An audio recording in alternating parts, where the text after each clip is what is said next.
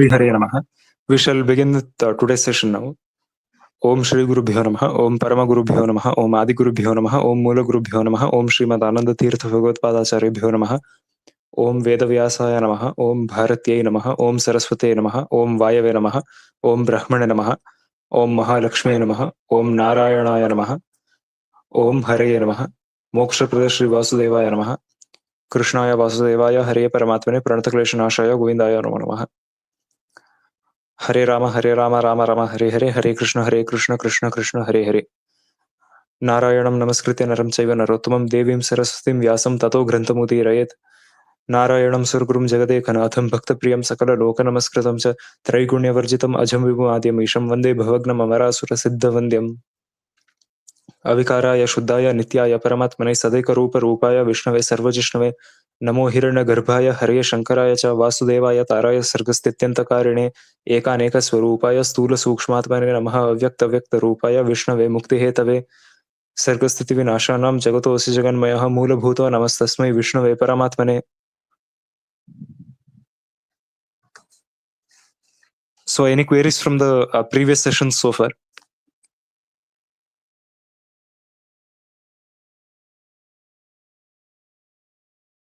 No, brother.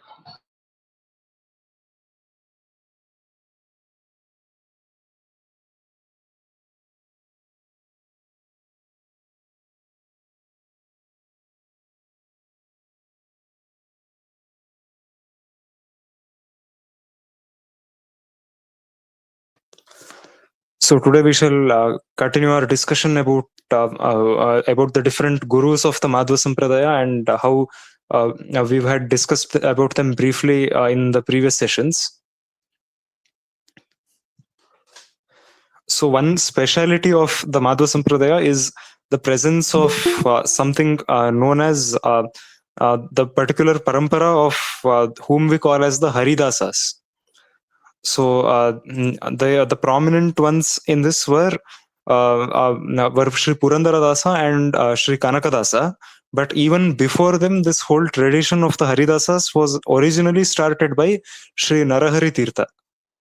So it was actually a sannyasi and not a grihastha who started this whole parampara. So they are called the dasas because they call themselves by the title dasa, in the sense that they're servants of Bhagavan.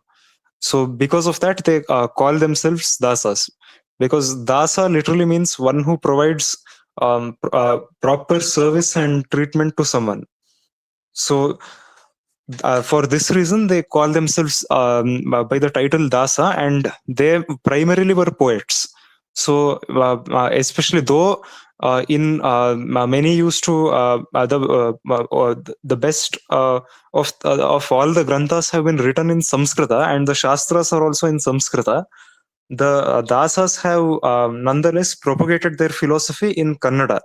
So primarily they used Kannada as their medium of preaching, because they felt that there was a need to make a larger audience of people understand and learn about philosophy. So for this reason, they preached in Kannada rather than in Sanskrit, so that even now, because of them, we are still able to easily understand most of their works, even though many of us might not be experts in Samskrita. And this is also why because of them, many of the common public who may not be interested in Samskrita will still be able to benefit from knowing philosophy, or at least the summary and important points of philosophy through such works. So similarly, among the Shri Vaishnavas, there has been a similar tradition where they have had gurus called the Alvars. So they used to also propagate in Tamil. So similarly here in Karnataka, we have the tradition of the Dasakuta, whom we call them. So this originally started in the 13th century, and so their primary objectives and or primary principles which they propagate are bhakti and jnana, which are the two core principles of Tattvavaada. So the first and foremost member among the Dasas was none other than Sri Narahari Tirtha. So he was actually one of the direct disciples of Sri Madhvacharya, and he had a lot of popularity during the 13th and 14th centuries. But later on, uh, and he actually was actually the successor of Padmanabha Tirtha. So later on, he also, along with the works in Samskrita, he used to write bhajans in Kannada. So the title, which or the Ankita, the signatory line which he used to use, was Raghukula Tilaka. So the Ankita is one such line which is used by the poets to indicate that it is their work. So, for example, actually, in even in other among other Kannada poets, especially this tradition can be seen. So, especially this was influenced by them. So, at the end of every bhajan which they have composed, there will be at least a few lines where the particular signature of these dasas are mentioned, indicating that the poem was composed by them. So, Purandara Dasa uses the term Purandara Vitala to indicate that it is composed by Purandara Dasa. And similarly, Sri Kanakadasa uses the term Kaginele Adi Keshavaraya. So, similarly, Sri Vadiraja Tirtharu, though he was not a Haridasa exactly, but he still used his signature or Ankita as Hayavadana. So that was indicative that it is composed by Sri Vadiraja Tirtharu. So this was the case with all of the Haridasas, except that in the case of Kanakadasa, his Ankita was not given by his guru Vyasatirtha. His Ankita was used on his own, and he himself used the Ankita Kaginele Adi Keshavaraya.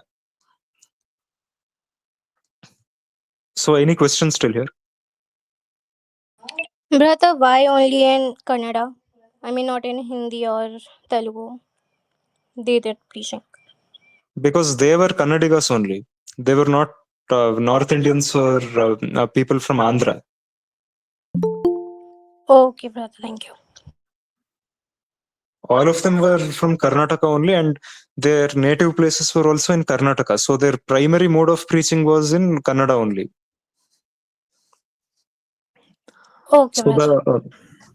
so after that, the subsequent person in the Haridasa tradition was Sri Sripada Rajaru. So his Ankita was Rangavitala. So Sripada Rajaru was again another famous guru of the Madhva Sampradaya, who was well known for taking part in debates with Smartas and also defeating Advaitins on multiple occasions. So the Mata of Sri Sripada Raja is still at Mudabagilu, which is near Bengaluru, and is on the way from Bengaluru to Tirupati towards Andhra Pradesh. So those who are nearby can visit the place, and that is the same place where there is also an inscription declaring the victory of Akshobhya Tirtharu against Vidyaranya. So after Narahari Tirtharu, it was Sripada Raya who actually continued the tradition of the Haridasa Kuta and also composed bhajans in Kannada and preached to the public. So after him, the next person here was Vyasa Tirtharu. So he was none other than the guru of Kanakadasa himself. He was the guru of Sri Purandaradasa, Sri Kanakadasa, and Sri Vadiraja Tirtharu actually. So they are his well-known three famous disciples. So he, along with writing books in Samskrita, especially on philosophy, he also performed preaching, and he also wrote bhajans in both Samskrita and Kannada.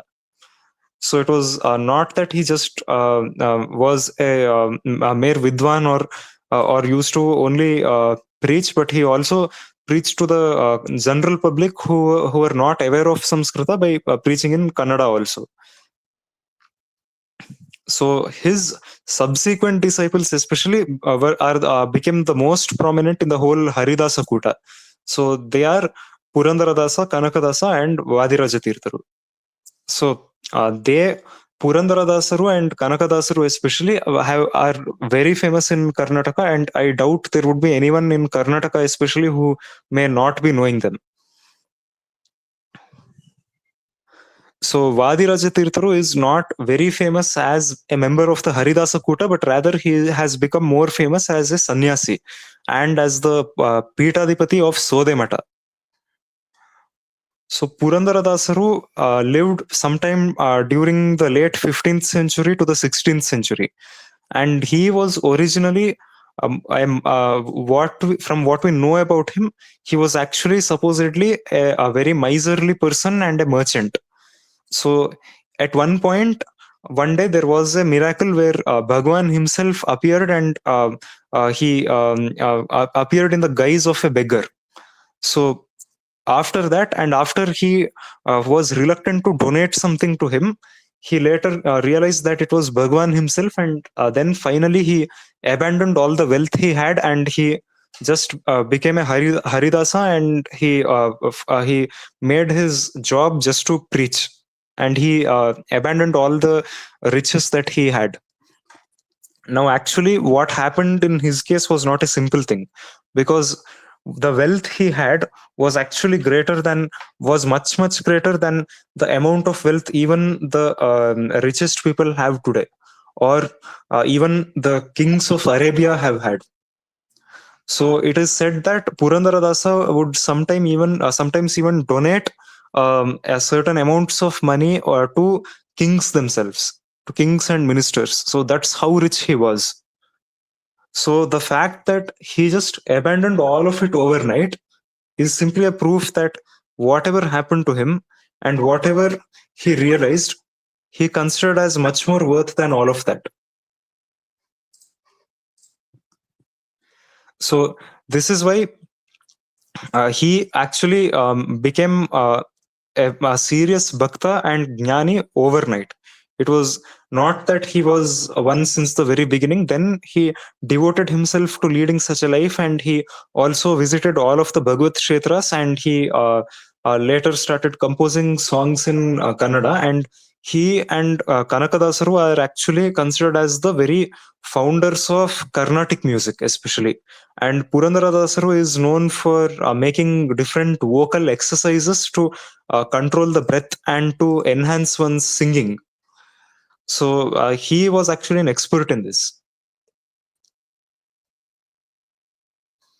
So subsequently, he has also actually in one of his works he has mentioned Kanakadasaru, and he has also praised Kanakadasaru and mentioned the history of how the Dasakuta came about. So many of the Haridasas have elaborately given an explanation, and in some of their works here and there, they have made some or the other mention about how the Haridasa Kuta started, and by mentioning all their gurus and other Haridasas whom they knew. So this is how we have the information which we have about the Haridasas, because other than this, the information which we have is very limited about the Haridasas, and most of it comes from folklore and what has been passed on from generations about their history. So more than a limit, we do not have much more information about them and elaborate details about them. So Kanakadasaru was again someone who lived during the same time as Sri Purandaradasaru, and um, unlike most of the prominent Haridasas, Kanakadasaru was actually a Shudra. He was not a Dvija or a Brahmana or a member of the Trivarnas. So because of that, there have been instances where many did not respect him, and even today there are many, even some at the traditional matas also, who do not respect him. So that is anyway indicative of either the tamoguna of those people or their swabhava. But anyway, leaving that aside, so his Ankita, as we said previously, is Kaginele Adikeshava. So this Ankita actually came about because he lived at the village of Kaginelli. So there was also a temple of Sri Vishnu where he usually used to visit towards the end of his life. And he actually was initially not a Madhva. He had initially been a Shaiva and a Shiva Bhakta. Then he later on had become a Sri Vaishnava. And he also frequently used to visit the Tirumala hills at Tirupati. Now, the fact is that during those times, it was actually quite dangerous to visit the hills, and there was it was not an easy journey there. But still, due to his bhakti, he would always go there. And also, he has especially expressed his opinion on how it is unimportant to judge anyone by their race, caste, or any such factors. So he has stressed upon this a lot, especially because he himself was not a brahmana or a trivarnika. And and also, there are instances there was one instance where uh, where he actually was asked in among a group of scholars that who will attain moksha here, and everyone was asked to justify whether they would attain moksha. So uh, when the question came to Kanakadasa, he said no one there would attain moksha. And he even, when questioned further, he said not even his own guru Vyasatirtharu would attain moksha. But he said, Nanu, that is I, would attain moksha. So everyone was convinced that he was being very egoistic. So does anyone here know why he might have said that?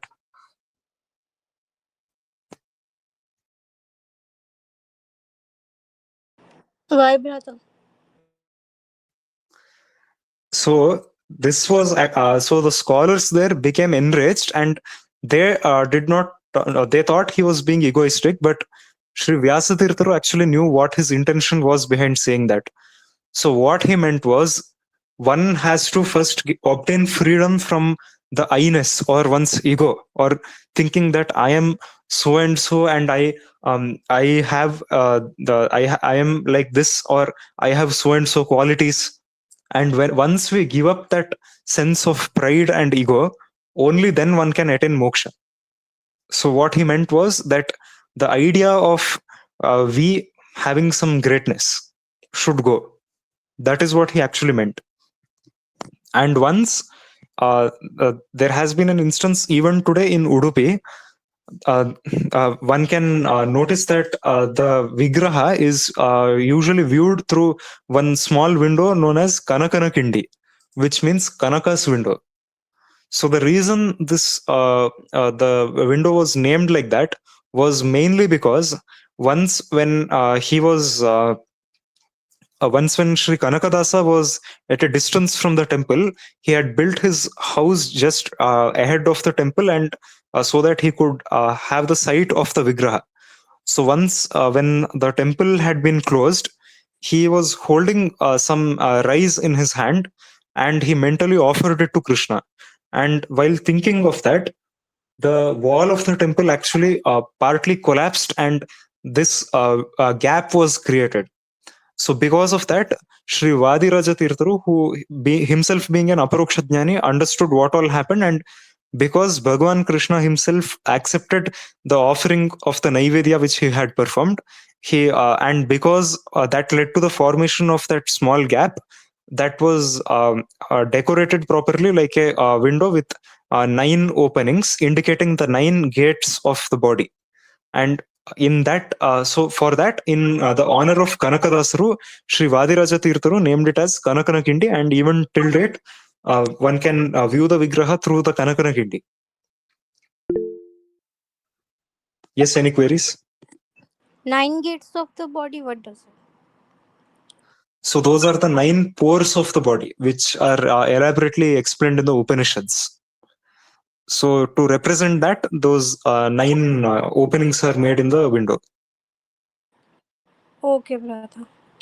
And what does Pitadipati means? Pitadipati means the particular sannyasi who is the head of that mata.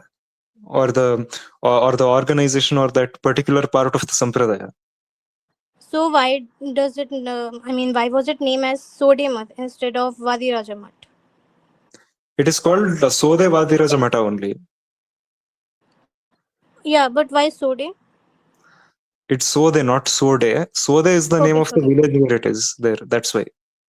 It's around some few kilometers from this Uttara Kannada district in North Karnataka. Okay, brother. Thank you. So that mata especially became famous after Sri Vadiraja Tirtharu especially established the Sode Mata at Sode, and he also he had and after his rise to popularity, especially the mata became more famous, and the mata in Udupi is actually a branch of that mata. So it is also one of the Ashtamatas, which is surrounding the Udupi Krishna temple. So there is one myth about Sri Kanakadasaru that the Udupi Krishna Vigraha, which we see at the main mata, actually turned from the east to the west because it is currently west facing. So this logic is actually used by many people nowadays as per folklore that Kanakadasaru was once discriminated against, and the some of the sannyasis there did not let him enter the temple, and they even disobeyed the orders of Sri Vyasa Tirtharu and Sri Vadiraja Tirtharu. But this actually doesn't have much basis, and this is nothing more than a myth. So, though it is possible that he may have been discriminated against, as admitted by scholars in some of their articles, and also as we see in some of his own compositions, where he criticizes such mentality, and where he has also repeatedly stressed upon the fact that jati, varna, and all these attributes do not hold any value at all, and that everyone is equal in the eyes of Bhagavan. So, while it is possible that there may have been some people who have tried to discriminate against him, it isn't possible that this story would have this incident would have occurred, because first thing is he lived during the time of Sri Vyasa Tirtharu and also Vadiraja Tirtharu subsequently. So they were well-known people, and they would have not let such a thing happen. And also, as far as this myth goes, it says that the Vigraha turned from the east to the west, and the wall behind the temple cracked, and that is how Kanakanakindi was formed. So the main flaw with this story is that some of the Madhva temples do have west-facing Vigrahas, and as far as the original biography of Sri Madhvacharya is concerned, the earliest sources state that the Vigraha was installed facing the sea, that is towards the west. And if you also observe the pattern of the other matas, all the 8 matas that surround the Udupi Krishna Mata in a square pattern, which were built shortly after Sri Madhvacharya's disappearance by the direct disciples of Sri Madhvacharya, all of those matas have their vigrahas facing the west. And they were consecrated that way itself since the beginning when they were built.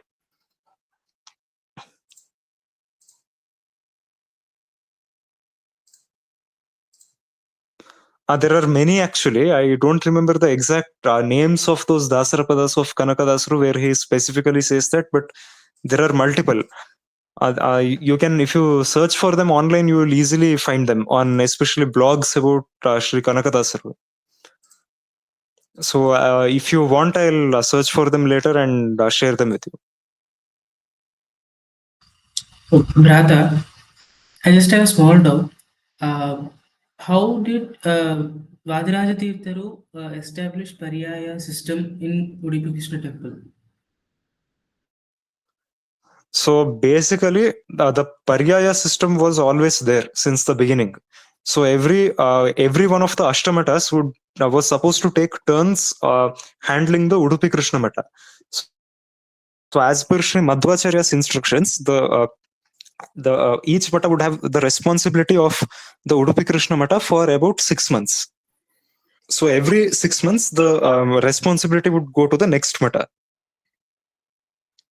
And that way all the 8 matas will keep on getting their chances to conduct the paryaya. But due to that, later on, it actually became very difficult, especially for the Peethadipatis of those matas to travel to other places. So they were not able to travel to other places, especially as they did not have enough time. So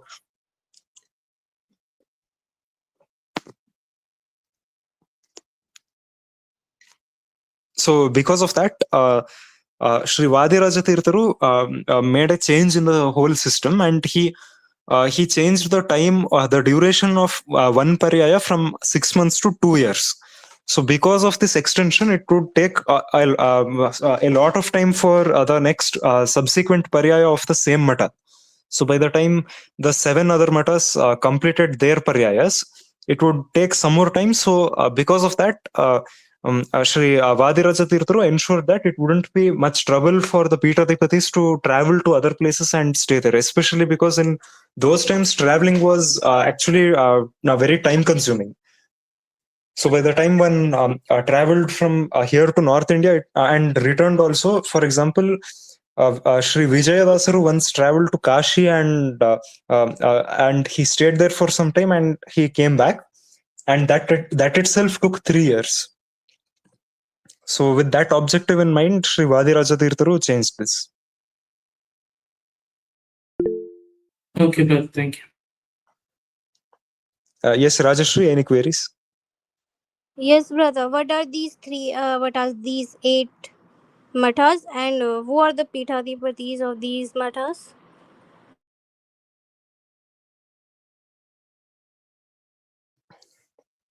So those 8 matas are the 8 main disciples of Sri Madhvacharya who were chosen to continue the responsibility of worshipping, of conducting all the rituals at the Udupi Krishna Mata. So now they are the earliest matas which started right after Madhvacharya's times. So they are actually 8 in number, and they surround the Udupi Krishna temple in a square pattern. So the first few ones are, for example, Pejavara Mata, and next is Palimaru Mata. So the Palimaru Mata was actually founded by Sri Hrishikesha Tirtha. So Hrishikesha Tirtha is one of the most prominent of Sri Madhvacharya's disciples, who had actually written down most of the works which Sri Madhvacharya had explained. So he established Palimaru Mata. And as for Pejavara Mata, it was Sri Adhokshaja Tirtha. So Sri Adhokshaja Tirtharu was the first Peethadipati of Pejavara Mata. So at Palimaru Mata, the main deities worshipped are Sri Rama and along with Sita and Lakshmana. So at Pejavara Mata, it is Vittala with Sri Devi and Bhudevi. So currently, it is Pejavara Mata and Palimaru Mata and also Puttige Mata currently who are into most of the preaching activities and influencing more people to become Madhvas, especially among the Ashtamatas. So they have the most influence as of today. So and coming to the next Mata, that is Puttige Mata. So Puttige Mata was the first sannyasi of Puttige Mata was Sri Upendra Tirtha, and there also the main deity is Vittala with Rukmini and Satyabhama. So currently, Puttige Mata is also one of the first matas where the Peethadipati, that is Sri Sugunendra Tirtharu, has repeatedly visited foreign countries and conducted a lot of preaching activities there. So after and along with that, if some may not know here, Puttige Mata is one mata which is also conducting one activity called the Koti Gita Lekhana Yajna, where one has to write all the shlokas of the Bhagavad Gita and can get that book blessed directly by Udupi Krishna if they visit Udupi and submit it there after writing all the 700 shlokas of the Bhagavad Gita. And also Puttige Mata is one mata which has undertaken this project to make at least 1 crore people write the Bhagavad Gita. So again, we request whoever can to take up this activity if they haven't, and at least try doing it. And so the next mata is the prominent one is Sode Mata. That is, again, it was founded by Sri Vishnu Tirtharu actually. So that is the branch of Sode Mata, which is at Udupi as one of the Ashtamatas, not the one at Sode itself. So here the main Vigrahas worshipped are Bhuvaraha. So this is one reason why Sri Vadiraja Tirtharu originally was actually, as a child, he was named Bhuvaraha. So that was his Purvashrama name before he was formally given sannyasa by his guru, that is Sri Vagisha Tirtharu, and he later named him as Sri Vadiraja Tirtharu.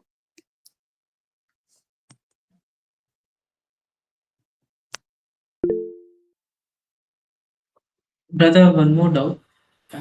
Actually, are you should, like the estimators, uh, Gurugalu are the direct disciples of Madhvacharya?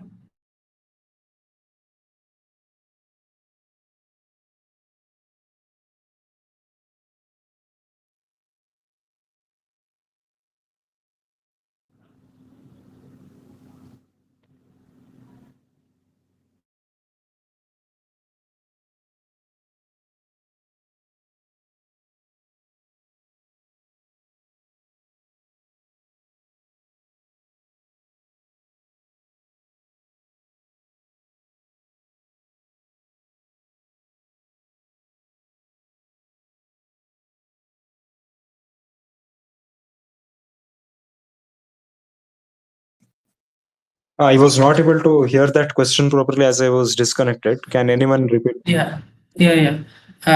Actually, are the estimators like disciples were direct disciples of Madhvacharya? Yes, they were the ones who founded the Ashtamatas. The direct disciples who were given the responsibility of worshipping the Udupi Krishna Vigraha on a rotational basis. Okay. Brother, what's the relation between Vishnu Tirtharu and Vadiraja Tirtharu? There's no relation as such. Vishnu Tirtharu was in his Purvashrama the younger brother of Madhvacharya. And Vishnu Tirtharu was the founder of Sode Mata. So later, Vadiraja Tirtharu became the next subsequent one of the subsequent Pitadipatis of Sode Mata. Other than that, there is no specific relation as such. Okay, brother, got it. And Vishnu Tirtharu is also founder of Subramanya Mata also, I think. I have read somewhere. Yes, that also was founded by him only.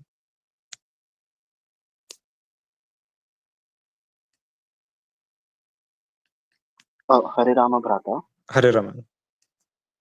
I have one query regarding Kanaka Dasaru. You said that Kanaka Dasaru in the assembly of scholars, he declared that none of you will attain moksha, not even his own guru Sri Vyasatirtharu.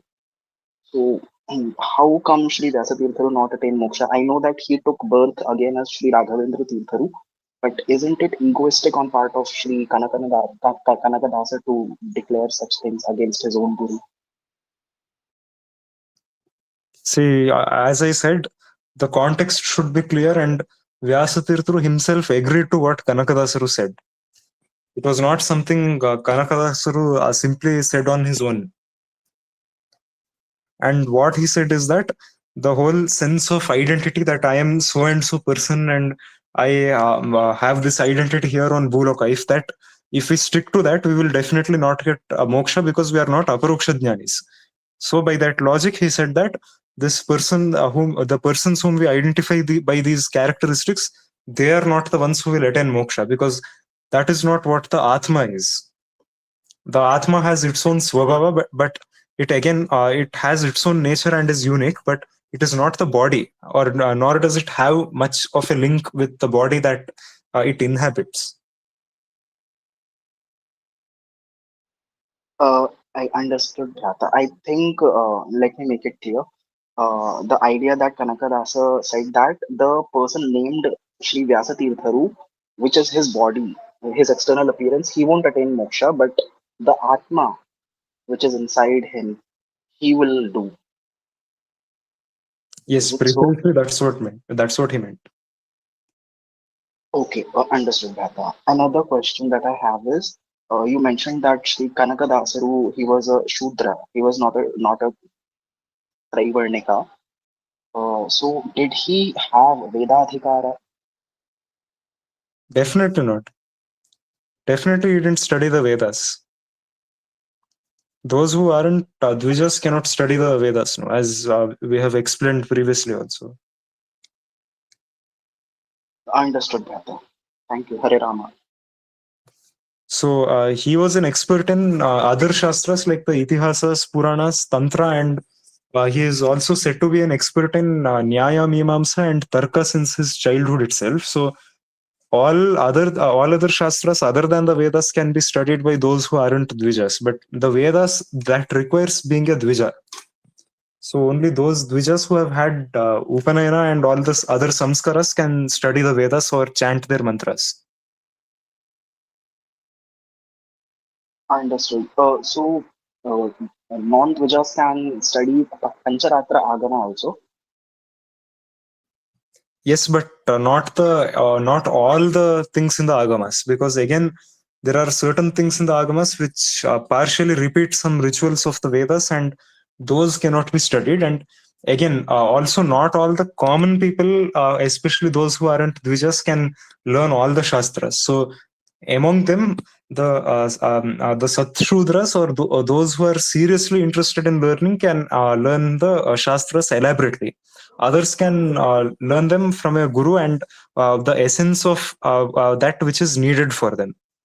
But those who are seriously interested in learning them can learn them elaborately. And in the agamas, there are certain sections which are again restricted to people of certain varnas, and certain sections which are restricted from women, and certain which are restricted for other advijas because of certain rituals which they involve, or because of other reasons also. And so those again are restricted. So, and for example, performing prana pratishtana of vigrahas or giving diksha to others is restricted to only brahmanas. No non-brahmana, even kshatriyas or vaishyas can do that. And similarly, certain yajnas also, which especially involve rituals from the Vedas, they can be performed by brahmanas and by certain kshatriyas and vaishyas if they have high qualifications, but they cannot be performed by shudras even if they are vidvans, because that is specifically stated in the Parama Samhita. Nashudra kuryet vidwan api. So this shloka is said because that again involves certain rituals which are directly from the Vedas. So as far as the Vedas are concerned, that requires Dvijatva. That is the tradition, because again that's the same reason how why everyone was a Brahmana in the beginning of Satyayuga, but subsequently they downshifted their varnas because of their swabhava and because of being incompatible with Brahmana dharma. So not all could practice that, and that is why they fell down to other varnas. So does that make it clear? Yes, Bhrata. Thank you for your elaborate answer. Hare Rama. Hare Rama. Uh, Any more queries? yeah, one question, Pradnya. So we know that Vadiraja Tirtha would come as Vayu in the next Brahmakalpa. So what about Raghavendra Tirtha? Is there anything for him? Like, do we know? Raghavendra Swami would have attained moksha already by then, because he Oh, is the so avatar he's of Shankukarana. okay. So he's going to attain moksha in this Brahmakalpa itself. Yes, so all jivas other than the Rujus will attain moksha in within this Brahmakalpa only. So Oh, okay. only among the Rujus there will be 100 of them, and one will subsequently become Vayu, and one more will get added in the next Brahmakalpa. And that person will continue his sadhana for another 99 Brahmakalpas. And then the first one currently will become Vayu. That is currently Sri Vadiraja Tirtharu. So he will become Vayu subsequently, and the current Brahma will attain moksha, and the current Vayu, that is Mukhya Prana, will that is Madhvacharya, will attain the position of Brahma. Okay. But the current Rudra will not get moksha, right? He also will become Garuda. Sorry, he'll become Shesha and then Garuda, and then so he also wouldn't get moksha. So No, he will get it.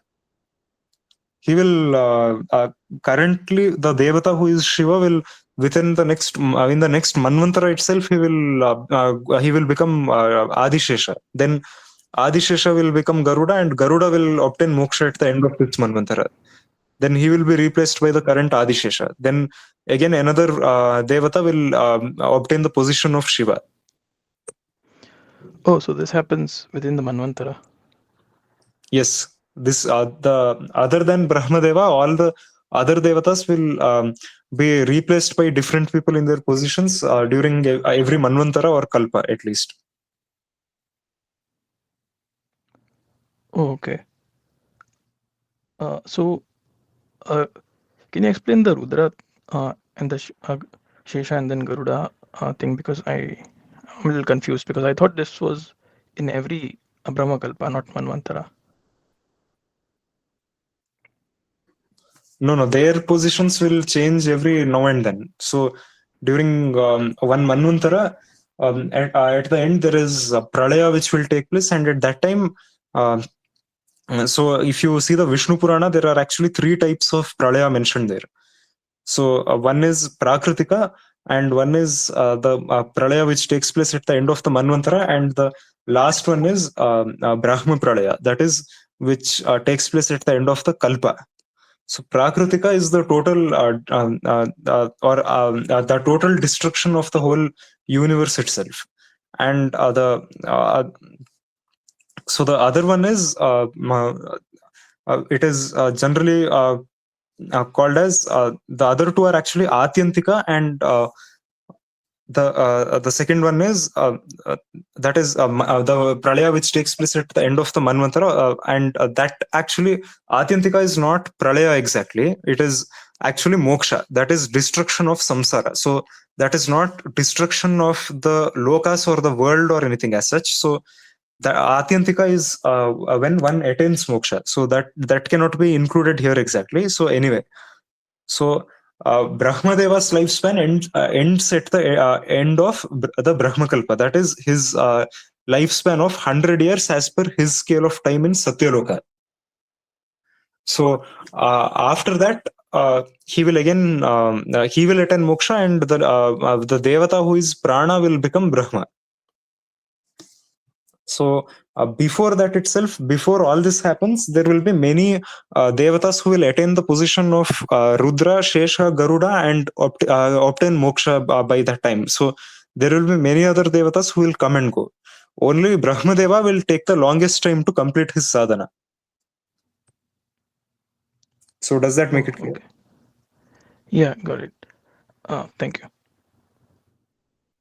Hare Rama Brata. Hare Ram. Just a follow-up question, which you have already answered. Regarding, like you mentioned, Rudradeva will become Shesha, then Shesha will become Garuda. So in this manner, in this sequence, they will attain moksha. So at the end, Garuda Deva will only attain moksha. So how is it possible for Brahmadeva, who had the vision of Bhagavan Vishnu lying on Adi Shesha at the beginning of this Kala Chakra? So how was it possible? Because Adi Shesha wouldn't even exist in moksha. Adi Shesha would have already got converted to Garuda Deva before entering moksha.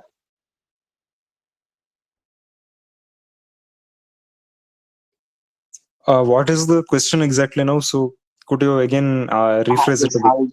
Yes, I'll paraphrase it. Like there are three devatas in the same category. Rudra Deva, then Adi Shesha, then Garuda Deva. Rudra Deva will become Yes. Adi Shesha, then Adi Shesha will become Garuda Deva. So by this logic, by this sequence, only Garuda Deva will attain moksha. Because Adishesha will also have to become Garuda Deva, and Rudra Deva will have to become first Adishesha and then Garuda Deva. So at the end of the process, only Garuda Deva or the Jiva who is in the form of Garuda, he will attain moksha. So in the moksha or in the Vaikuntha, how is it possible for Rudra Deva or Adishesha in those exact forms to exist? Because only Garuda Deva will exist there. Precisely, it is because the one Devata who has already attained the position of Adishesha, if I remember correctly, the explanation is that one Amsha of that Devata would have also attained moksha and would be serving Bhagavan in Vaikuntha. And he will later get replaced by the next Shesha, that is Shiva, when the Devata who is Rudra becomes Shesha.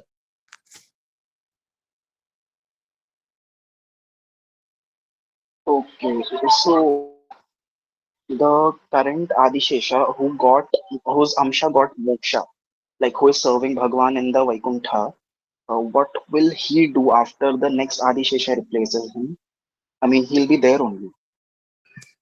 Yes, he'll be there only, but again, he'll become Garuda. And here, his other Amsha will be Garuda, and he will subsequently attain moksha and merge with him only.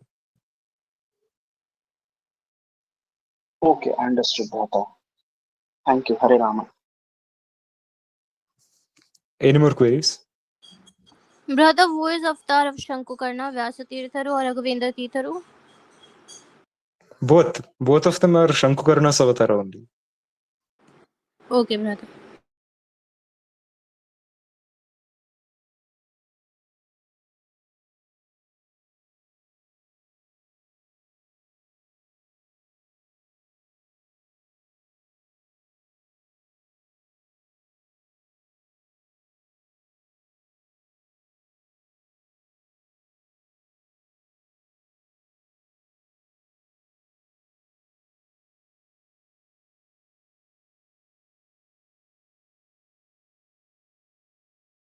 Any more queries?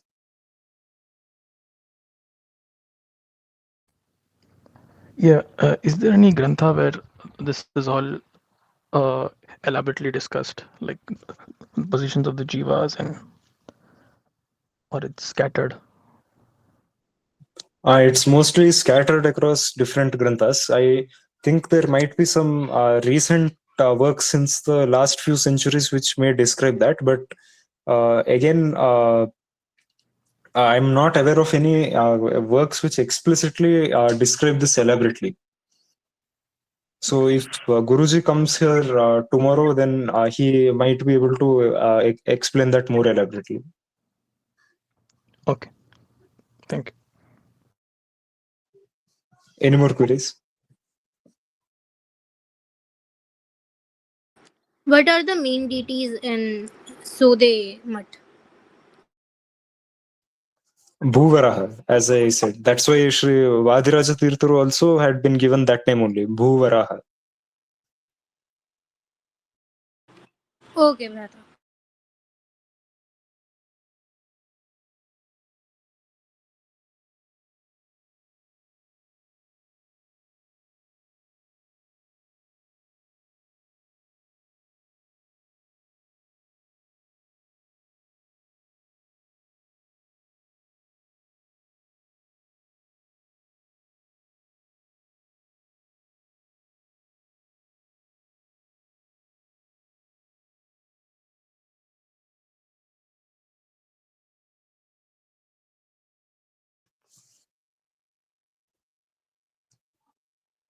Are Raghavendra Mata and Uttaradi Mata also branches of these Udupi Mats you explained? So they are not branches exactly, but they share the same Guru Paramparas.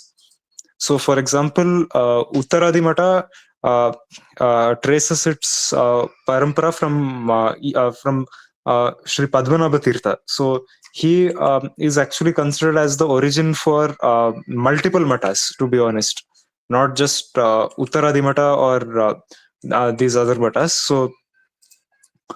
So again, the Guru Paramparas are actually shared and they're common to different matas sometimes.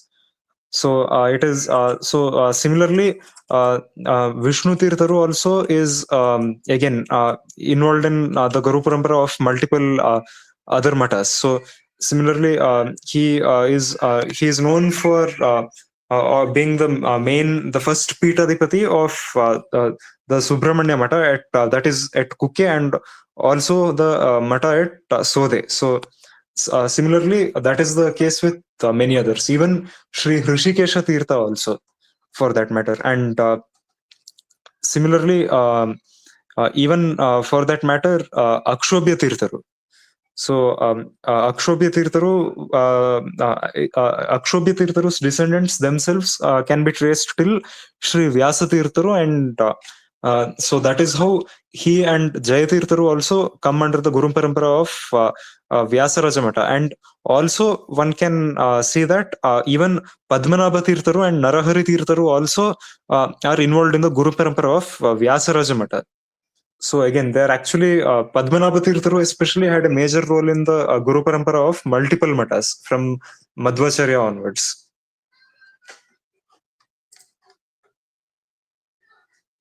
Any more queries?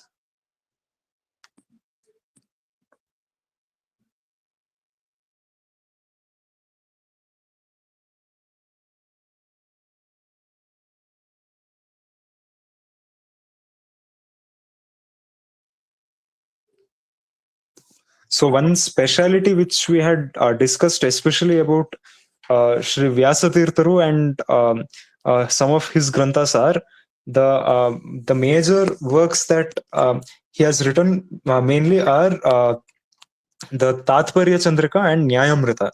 These two especially are considered as one of the most important of Sri Vyasa Tirtharu.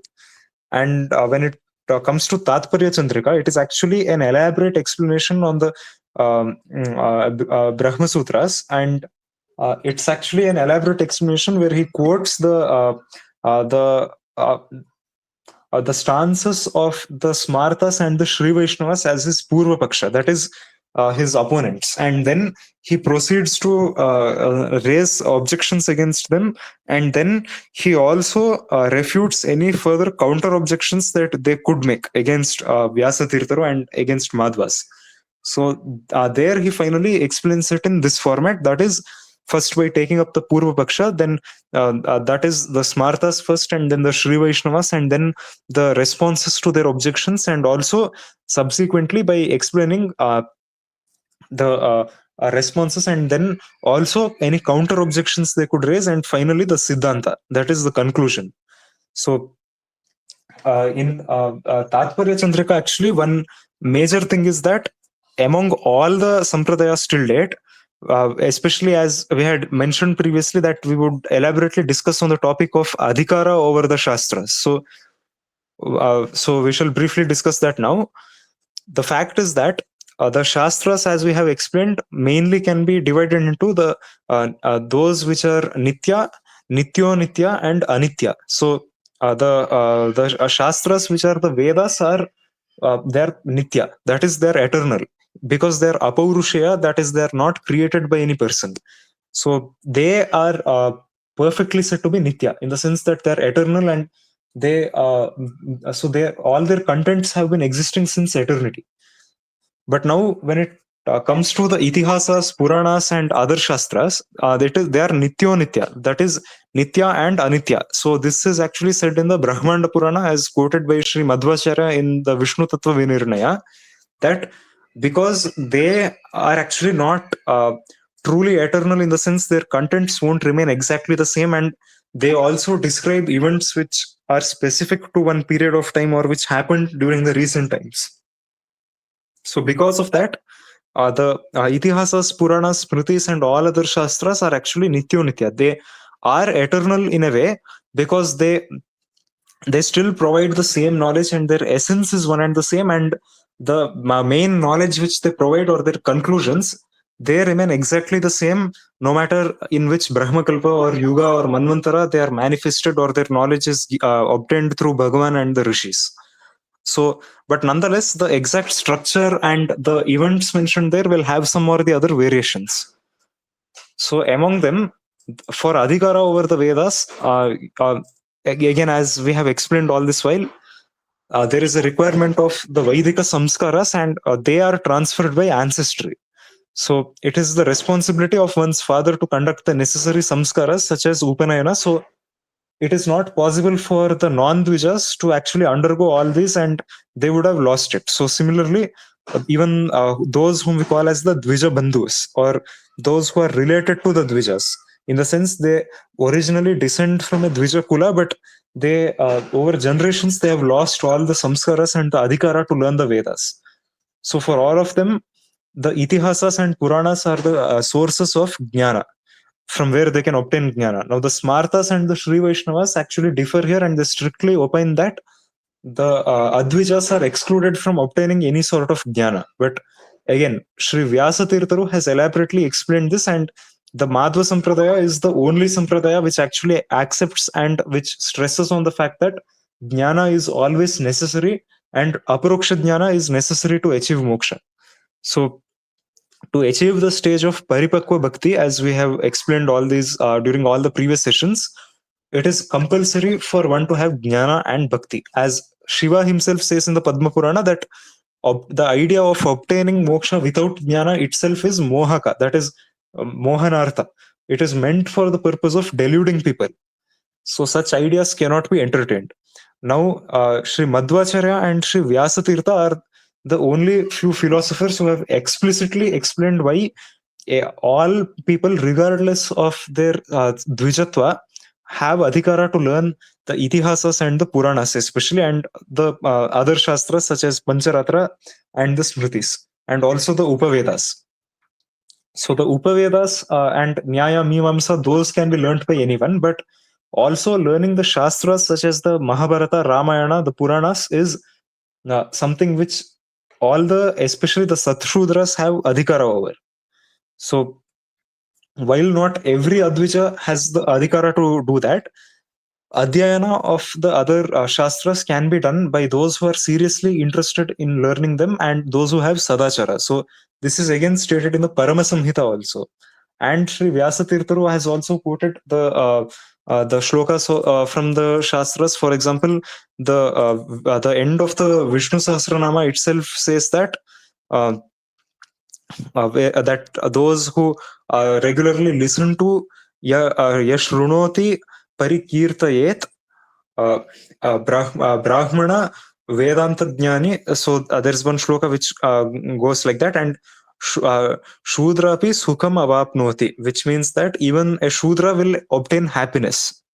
So similarly, in the Ramayana, it is also said that by reading the Ramayana, a Shudra will also achieve happiness, and a Brahmana will attain scholarship, and a Kshatriya will attain victory. So, and a Vaishya will obtain successful business. So, similarly, when the Shastras themselves are clear that everyone needs to have the adhikara to learn them, so so it is actually a fact that everyone does have that, and it's a necessity for everyone. So this is why Sri Vyasatirtharu has elaborately explained this in Tatparya Chandrika. So other sampradayas have actually dismissed this, and they do not actually believe that everyone has the adhikara to learn the shastras. So any questions still here?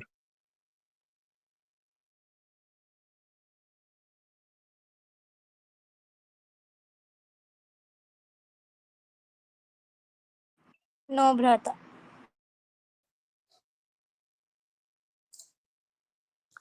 So if there are no more questions, we'll end the session here for today. So we shall have the session again tomorrow at 8 p.m. So Shri Krishna Arpanamastu, Shubharatri. Om Achyutaya Namaha, Om Anantaya Namaha, Om Govindaya Namaha, Om Achyutananta Govindebhyo Namo Namaha. Hare Rama, Bhrata. Hare Ram, Brother. Hare Rama.